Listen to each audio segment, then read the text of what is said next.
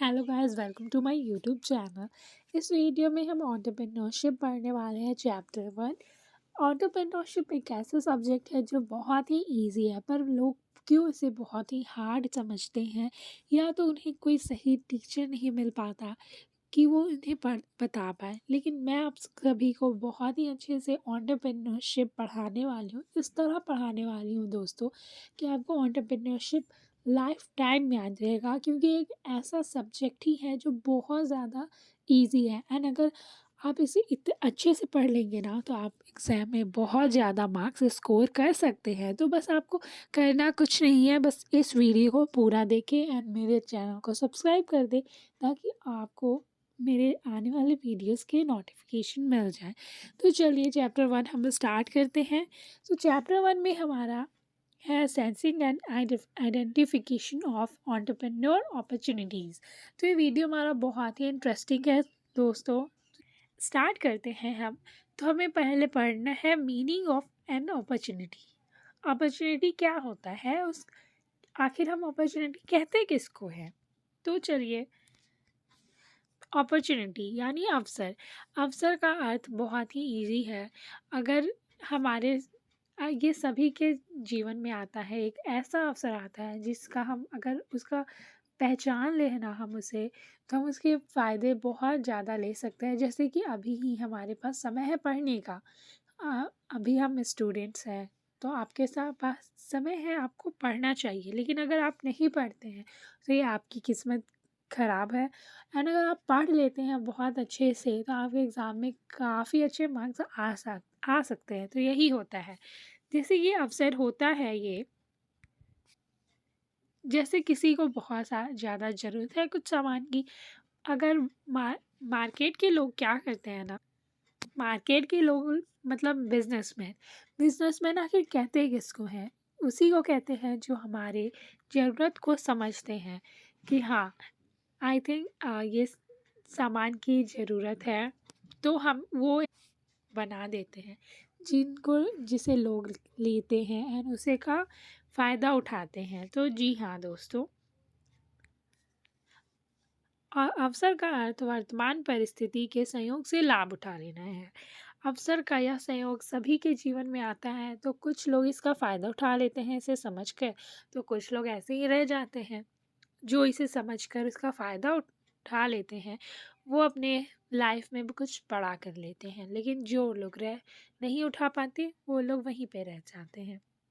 इन्हीं कुछ लोगों को उद्यमी अथवा साहसी कहा जाता है। जो इन अवसर को पहचानता है उसे ही उद्यमी कहते हैं। उद्यमी का मतलब होता है कुछ नया करना, कुछ नई चीज़ों को बाज़ार में लाना। एंड सिर्फ बाज़ार में लाना नहीं, उसे बाज़ार में बेचना भी, एंड बेचकर लाभ कमाना। क्योंकि आविष्कार तो अब वैज्ञानिक भी कर लेते हैं, लेकिन वैज्ञानिक क्या उसे बेचने आते हैं मार्केट तक? नहीं।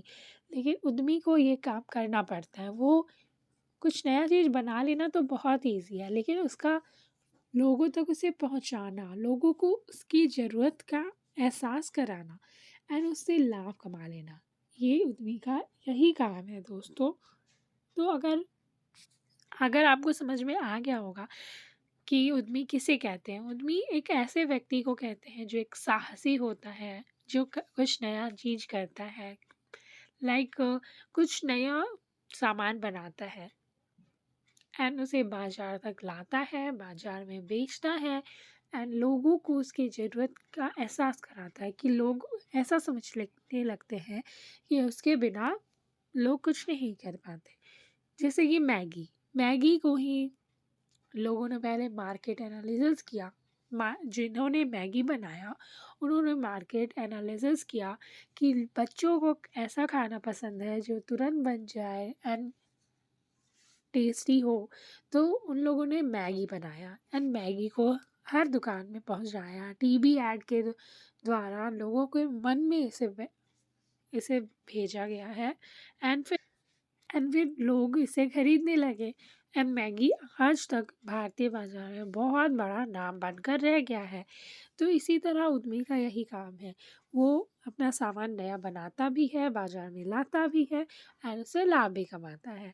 तो चलिए हम आगे बढ़ते हैं। अगर आप अपॉर्चुनिटी का मतलब समझ गए होंगे तो हम आगे नेक्स्ट टॉपिक पे बढ़ते हैं दोस्तों। तो चलिए देखिए, अब हम नेक्स्ट टॉपिक पे चलते हैं, अवसर के प्रकार। सॉरी, अवसर की पहचान हम पहले पढ़ेंगे।